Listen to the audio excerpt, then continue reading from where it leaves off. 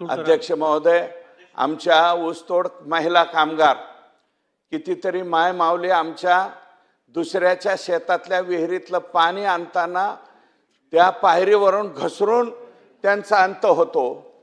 अध्यक्ष महोदय, नको तेवढ्या वजनाची मुळी आमच्या ऊसतोड महिला कामगाराला उचलावं लागते अध्यक्ष महोदय। त्याच्यामुळे 3 महिन्याच्या आतले गर्भ, कधी गर्भ गळून पडला हे सुद्धा तिला कळत नाही। अध्यक्ष महाराज, ही वस्तुस्थिती ऊसतोड महिलांच्या बाबतीमध्ये। सॅनिटरी नॅपकिन हे तर आम्हाला माहीतच नाही, मग तुम्हाला योजनाच द्यायची तर खरोखर त्या दुबेताई म्हणल्या तसं सॅनिटरी नॅपकिनच्या बाबतीत ऊसतोड कामगारांच्या महिलाच्या बाबतीत काहीतरी निर्णय घ्यावं, तिच्या आरोग्याची काहीतरी काळजी करावं। तिचा एचबी किती आहे कधी कोणी तपासलाय का हो? 9, 8 आणि 8.5, 7 एचबी अध्यक्ष महोदय त्या माऊलीची आहे आणि ती 25 किलो नाही 50-50 किलोची मुळी स्वतःच्या डोक्यावरती पायरीवरनं चढून अध्यक्ष महोदय ट्रॅक्टरच्या आणि ट्रकच्या त्या याच्यावरती तिला टाकावी लागते। त्या माय माऊलीच्या बाबतीमध्ये, आरोग्याच्या बाबतीमध्ये, तिला गर्भाशयमध्ये मूलबाळ असेल तर त्याच्यावर सरकारी नोकरीतल्या महिलेला 1-1 वर्षाची सुट्टी मिळते, कुणाला 1.5 वर्षाची सुट्टी करा म्हणता। अहो, आमची माय माऊली पाचरटातच अक्षरशः बाळातीन होते। तिच्या बाबतीमध्ये काहीतरी निर्णय करण्याची आवश्यकता आहे ना। ते निर्णय संपवतो अध्यक्ष महोदय। अध्यक्ष महोदय, सगळ्या क्षेत्रामध्ये दूध उत्पादनामध्ये सुद्धा अध्यक्ष महोदय आपला मतदारसंघ अग्रेसर आहेत, आम्ही अग्रेसर। फक्त दूध देऊन आमचा बापड्या घालतोय, त्या गायीला चारा घालण्यापासून, तिचं शेण काढण्यापासून, डोक्यावरती तिच्या टक्कल पडायची पाळी आली अध्यक्ष महोदय। परंतु पगार मात्र स्त्री सौभाग्यवतीच्या हातात जातच नाही, स्त्रीच्याच हातात जातो। आणि हा स्त्री म्हणजे सगळेच नाही म्हणत, पण काही स्त्री संध्याकाळी सरळ सुद्धा घरी जात नाहीत, त्यांची सायकल मोटरसायकल डवलत घरी जाते अध्यक्ष महोदय। माझं मत असं आहे की महाराष्ट्रामध्ये का निर्णय होऊ शकत नाही अध्यक्ष महोदय? हे पुरोगामी राज्य आहे, महिला धोरण पहिल्यांदा पवार साहेबांनी घेतलेलं हे महाराष्ट्र राज्य आहे। मग आता या दूध उत्पादक महिलेला पगार तिच्या नावावरती का होत नाही अध्यक्ष महोदय? काहीतरी अट टाका ना तुम्ही। महिलांच्या दूध उत्पादक संस्था काढल्या आम्ही, पण महिलेच्या हातात पगार का जात नाही याचा सुद्धा विचार करण्याची आवश्यकता आहे। जर पगार माय माऊलीच्या हातात गेला तर त्याला ती व्यवस्थित हिशोब किताब तरी करेल अध्यक्ष महोदय। म्हणून तिथला एक मान द्यावा। आणि अध्यक्ष महोदय, ग्रामीण भागात आपण आहात, मी आहे, 90% संसार अध्यक्ष महोदय हे महिलांच्या शोषितपणामुळं आणि सहनशीलतेमुळे चालू आहेत, 90%। जर का त्या महिलांनी वाकडं तिकडं म्हणलं ना तर संसारच टिकणार नाहीत अध्यक्ष महोदय। इतकी वाईट अवस्था आहे। संपवतो अध्यक्ष महोदय।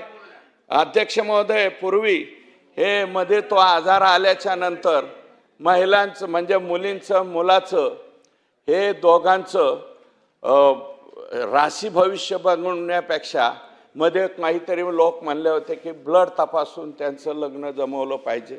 अध्यक्ष महोदय, आता काही मुली कमी झाल्यामुळं बाप सुद्धा भारी झाले। बाप सुद्धा म्हणतो आता मुलगा जर गेला तिथं सोयरीक जमवायला येवाई, त्याला म्हणतो फक्त माझ्याकडे मुलगी आणि वर हात करतो अध्यक्ष महोदय। तसं काही दिवसांनंतर मुलीच्या वडिलांनी का म्हणू नये अध्यक्ष महोदय? आम्ही आता आईचं नाव लावायचा निर्णय घेतला अध्यक्ष महोदय। आमच्या नावाच्या पुढं सगळ्यांच्या मंत्र्यांच्या सुद्धा पाट्या दिसत आहेत, मुख्यमंत्र्यांची पाठी दिसते अध्यक्ष महोदय। मागं महालक्ष्मी का काय नावाची योजना होती, कुटुंबाच्या 7 बाऱ्यावरती नाव टाकायची। किती लोकांनी 7 बाऱ्यावरती नावं टाकले अध्यक्ष महोदय? शेवटचं मांडतो, शेवटचं संपवतो, 1 मिनिट द्या अध्यक्ष महोदय। लग्न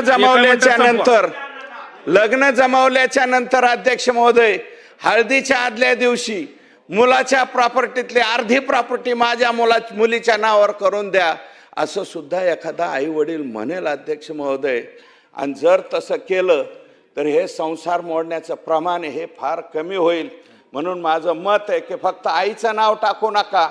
माझं मत आहे प्रॉपर्टीमध्ये 99% बहिणी अध्यक्ष महोदय 99% बहिणी हक्क सोड वडील वारल्याच्या नंतर अध्यक्ष महोदय हक्क सोड प्रमाणपत्र करावं लागतं. अध्यक्ष महोदय, या ठिकाणी आपण सतत अध्यक्ष महोदय, मुलगी आणि मुलगा एकच आहेत,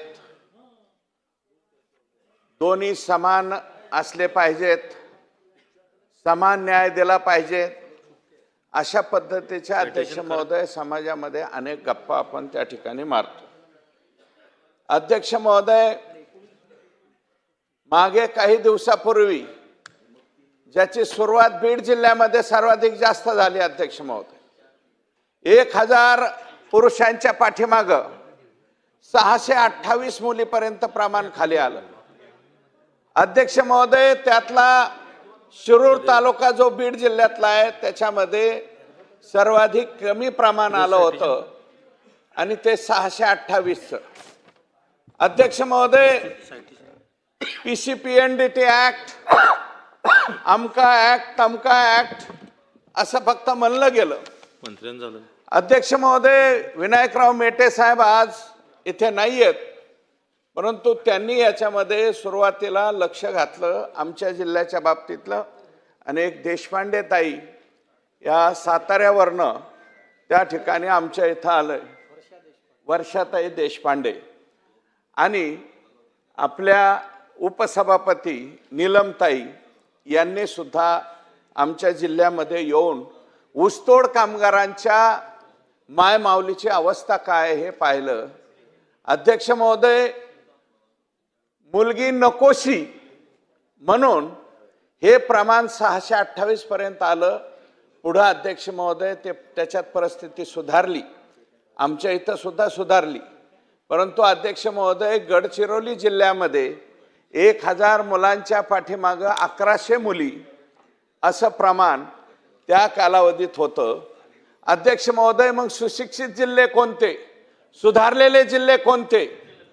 ज्या जिल्ह्यामध्ये जगामधली कोणतीही गाडी नवीन तयार झाली तर पहिली बुकिंग होती, त्या जिल्ह्यामध्ये मुलींचं प्रमाण कमी आणि आदिवासी समजले गेलेल्या त्या गडचिरोली जिल्ह्यामध्ये प्रमाण जास्त. मग नेमके कोणते जिल्हे सुधारले आणि कोणते पाठीमागे आले याचा सुद्धा विचार करण्याची आवश्यकता आहे. अध्यक्ष महोदय, अध्यक्ष महोदय, आता सुद्धा या सभागृहामध्ये ऐकायला मिळायला लागले अध्यक्ष महोदय की बहुतेकांनी 4, 2, 5, 7, 8 आमदारांनी, मला वाटतं विधानसभा सदस्यांनी या ठिकाणी प्रश्न मांडले, काही लक्षवेधी सुद्धा लागल्यात अध्यक्ष महोदय.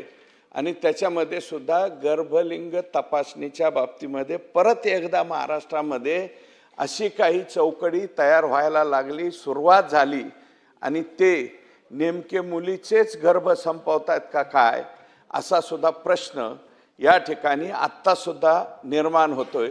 अध्यक्ष महोदय, PCPNDT ऍक्ट जर याच्यामध्ये कमी पडत असेल तर त्याच्यामध्ये आणखी सुद्धा महिला व बाल कल्याण विकास मंत्री या ठिकाणी आहेत, त्या उत्तर देणार आहेत सरकार म्हणून. त्यांना माझी विनंती आहे की त्याच्यामध्ये आणखी काही अमेंडमेंटची आवश्यकता आहे का, आणि ती सुचविण्याचं काम आपण करणार आहात का केंद्राकडे. आणि कारण हा कायदा केंद्राचा आहे. त्या PCPNDT मध्ये म्हणजे आमचे कीर्तनकार सुद्धा मध्ये अडचणीत आले होते, त्यांच्यावरती बोट ठेवायलाच फक्त PCPNDT ऍक्ट आहे का. आणि हे अशा पद्धतीने हे संघटित गुन्हेगारी करणारे काही लोक जे आहेत यांच्यावरती अध्यक्ष महोदय, जर मुली हे संपवित असतील गर्भाशयामध्ये किंवा ॲबॉर्शनच्या बाबतीमध्ये निर्णय घेत असतील तर अशा काही डॉक्टरांवरती, अशा एजंटावरती मोकासारखे सुद्धा गुन्हे लागतील का, याचा सुद्धा विचार करण्याची आवश्यकता आहे. अध्यक्ष महोदय, हे सडले पाहिजेत काही दिवस अध्यक्ष महोदय, लोक यांच्यावरती कारवाई झाली पाहिजे. फक्त PCPNDT ऍक्ट मध्ये गुन्हे दाखल करून आणि लगेच काहीतरी सुटून फक्त एखाद्या जिल्ह्यामध्ये मोठमोठ्या मथळ्यामध्ये बातम्या येतात आणि नंतर त्या जिरून जातात, असं होता कामा नये. अध्यक्ष महोदय, आजही हे प्रकार मोठ्या प्रमाणावरती चाललेत. आणि आज परिस्थिती, प्रकाशदादांनी काल प्रश्न या ठिकाणी विचारला, त्याला उत्तर दिलं भोयार साहेबांनी, परंतु ते चेष्टेच्या रूपामध्ये वाटलं अध्यक्ष महोदय. परिस्थिती तशी नाहीये. ग्रामीण भागामध्ये पहिले म्हणजे गावामधल्या पारावरती बसून आमच्या बाबासाहेबला फार स्थळं येत आहेत, आमच्या बाबासाहेबला फार स्थळं येत आहेत अशा गप्पा मारायच्या अध्यक्ष महोदय.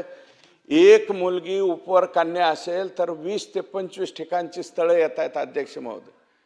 150 पहिलवान गावात बिगर लग्नाचा आहे, एकाला सुद्धा सोयरिकी आहे ना, इतकी वाईट अवस्था ही ग्रामीण भागामध्ये त्या ठिकाणी झालेली. कुणीच विचारत नाही. आणि म्हणून माझ्या पोराचं लग्न लावून द्या म्हणून एजंट सुद्धा त्या ठिकाणी तयार झाले अध्यक्ष महोदय. कर्नाटकामधून मुलगी आणली जाते, 2 दिवस राहते, 10-15 दिवस सोन्या, 10 तोळे सोने, 5 तोळे सोन्यासहित ती मुलगी 2-4 दिवसात गायब होते. अशा काही टोळ्या सक्रिय झाल्यात अध्यक्ष महोदय. या टोळ्यांवरती खरोखर कारवाई होण्याची आवश्यकता आहे. फार कमी लोक 420चा गुन्हा दाखल करतात, नाही तर लोक कशाला इज्जतीचा पंचनामा म्हणून केसच दाखल करायला येत नाहीत. ही सुद्धा वस्तुस्थिती त्या ठिकाणी आहे अध्यक्ष महोदय. ही फार समाजामधली गंभीर बाब आहे.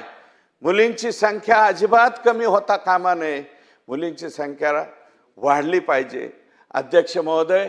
मुलगा अमुक अमुक शाळेत घालायचा, डॉन ब्रॉड विस्को ठिस्को अशा नावाच्या काही ज्या संस्था आहेत त्याच्यामध्ये मुलगा नेऊन घालायचा. आणि मुलगी कुठं घालायची? घाला जिल्हा परिषदच्या शाळेत.